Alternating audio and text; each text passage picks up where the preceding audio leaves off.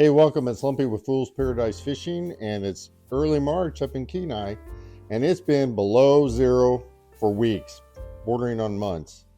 And it's been like a constant minus 40 up in Fairbanks.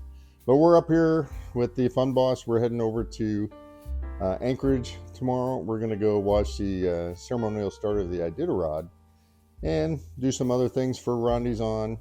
And the Northern Lights are on. So we're going to go and do some watch them, have some fun, little winter activities for this far north. However, normally it's like a little bit of spring, but it is absolutely not this year. It has been minus zero at nights for a long period. Gets up into like 10, 11, 12 during the days. Going to snow on Friday, so we're going to head on tomorrow to Anchorage. But anyway, enough of the weather report, because this time of the year is you're getting ready to come up to Alaska to go fishing. And you want to come up this year, book your reservations over at Seward so you can come over the Kenai. You can go to the Russian River. You can snag on Resurrection Bay, because it's going to be a huge year for sockeye. It's also a pink run, so you got that going for you. And the coho should be big. Not sure about the halibut. We'll see. And the kings, you're going to have to go to Sitka or somewhere else. It ain't happening around here. But it's going to be huge for sockeye. So if you want to fill your freezer, come on up. Get your reservation over at the Seward Military Camp and drive on over. And then, so I'm going to give you a couple of tech tips on what you can do, because you remember what I said, you can go into the Seward Military Resort and you can rent a rod. They sell the hooks. You can rent the rod. They have fish stations. They opened up the fish processing station, so you can't gut them there, but you can flay them, do everything else. You get them down at one of the three spots in Seward, because we went over that before. So just go hit the history on. I'll figure out a way to link to that episode. And then it's going to be a big year. Save some money to buy extra boxes. I brought boxes back when we came up, or came back. We went on vacation in Hawaii, but that's a different story. So anyway, Fun Boss and I hit the thrift stores and found a couple fishing rods. And this was at the thrift store. I mean, it's brand new. It's still got some wrapped up stuff there. I re-rigged it. It was rigged for sockeye flossing. I'm like, you gotta be kidding me. That'll kill your arm. You want to floss with a fly rod. But here's the typical rig, where you got the weighted treble hook on a metal line that's covered with a little bit of plastic, which you can get over at the hardware store in Seward. And then you put a snap swivel on and a bead to protect the guide up there. But this is the preferred rigging setup. Now this I just set up from the way it was configured. They configured it for flossing, but it just has this mono. And that's what you're going to get when you go to the Seward Military Resort. However, what I did was, we'll put this over here, but I immediately said, nope, we're putting on braided, because that doesn't stretch. And when you hook them, it stays hooked. You want to keep the tension on the fish. You don't want to get away. And then I'll also link to the previous episode that kind of talks about how to fish for sockeye over at Seward, because you don't want to be standing up there up to your elbows and armpits in water. You want to be backed up, right, standing with your back to a fresh water source coming into the Resurrection Bay. And I'll link to that, and we'll talk about that. Oh, I talked about that in the past episode. But as you can see, here's the rig. Check out the thrift stores. Bought this at the thrift stores. There's a pair of them. So this is an extremely good deal. I have two other snagging rods. I actually had four, but I took two to the thrift store because I got two more. So somebody's going to luck out. Those were refurbished rods from the brother-in-law in Anchorage. But here's a really good setup for spring that I just found in a thrift store. And I found stuff in garbage cans, dumpsters. I found 4 waders one time. One totally trashed, threw it away, but the other 3 are still going strong, and I used them last year. And then I also found some Costco Pendleton wool blankets. I mean, they weren't all that much. They were like $20, $30 things, but they were in the dumpster, so I grabbed it and took it with me.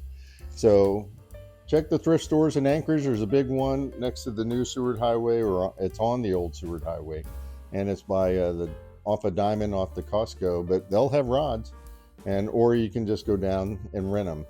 They probably aren't going to have fly rods. So I got a new fly rod. This is a Lamiglass X11 LS910. which is a 10 weight fly rod. And got it on sale there. It was a factory second. It's got some scuff marks, but it's gonna work.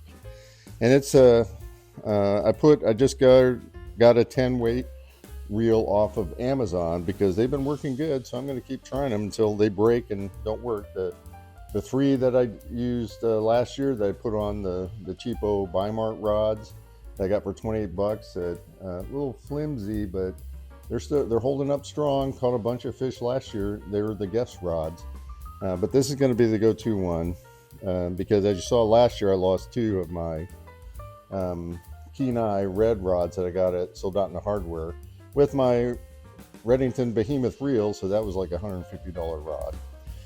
So I'm going to go cheaper. I'm probably going to get another Kenai red rod from Sold Out in the Hardware, and they've already put them out, limit of 5, but they're $88 and it's $69, so it's like, but I'm going to get one, maybe two, because I lost two last year. So I got one Kenai red, but that's my buddy Ranger Rick's, and then I got the 4 Bi-Mart rods which work, and then I got this one, so I think I'll probably just get one Kenai red as a backup. I already got the backup reel. It's another Aventech, but this is a carbon framed one, so we'll see how that works. There you go. It was $28 off of Amazon. This 10 weight reel was about 35 bucks. It was on sale. Normally it was running about 50 because the 10 weight is as big as you get with fly rods. And so we're going to try this one out this year. I'm waiting for the line. This is just backing. I'm going to get the black sinking line because that's what does best for sockeye. And then we're going to wear this thing out because it's going to be huge this year. They're saying 4 million some sockeye coming up the river, and it's going to be huge. They're saying it's double what it was last year, and it's double and the Kasilof is double, and the Russian is double. So we'll see. No projections for Resurrection Bay, but we'll get over there come May, June, and we'll see what happens. But it's going to be big, and we're going to do a little bit of halibut fishing. We're going to try some halibut fishing over in Resurrection Bay. Got a friend of mine who fishes over there. He's got some tips, and we'll try the Cook Inlet again down by Homer. Probably not going to go out. I'm figuring out where the kelp fields are at. Going to try that. So you'll see some of that. But we'll link some of the earlier videos so you can review them and plan for this coming year. I get your reservation over at the Seward Military Resort because it's going to be big. You don't have. Last year, when on one of the big days, it took me like 3 swipes floss and I caught a fish, and I was limited out within an hour, maybe 2 max. And I usually only get 4 because where I fish, I don't want to carry 50 pounds of fish with me every time I hike out of there. So it's going to be a big year. I'd start looking into it and see what you can do. And while you're at it, if you come up early enough, you can do the Nenana Ice Classic because it's been cold, which means that it is not going to break up. The latest breakup they've ever had was May 20th. I think it's going to push that. I put down for May 5th and 7th. Those are, or 5th and 8th. Those are not logical reasons. But my sister always does May 6th. I do May 5th and 8th. She does May 6th because that's Florence Nightingale's birthday, and she's a nurse. So, of course, you got to do that. But, look into the 2026 Nenana Ice Classic. That jackpot last year was $211,000. The sad news is the tickets went from $2 to $3. So you got to pay more money. I guess melting ice costs more money. But anyway, so this is the March update. It's getting tech ready. I got to do all the equipment's like right next to the boat, all the videography equipment. So I already got this year I got to change all the impellers. So that's going to take me 3 or 4 days because I got 3 boat motors to do it in. And then the normal oil change, spark plugs, blah, blah, blah. And then I already changed the tires so I don't have to rotate them. But we'll be doing some boat maintenance, and you'll be seeing some more videos. But it's going to gear up, and it's going to be big, big, big, big. Biggest run that they've ever recorded.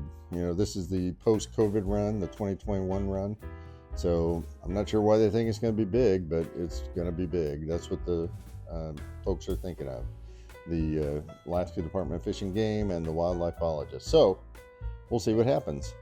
And there'll be more coming. But anyway, that's it for now.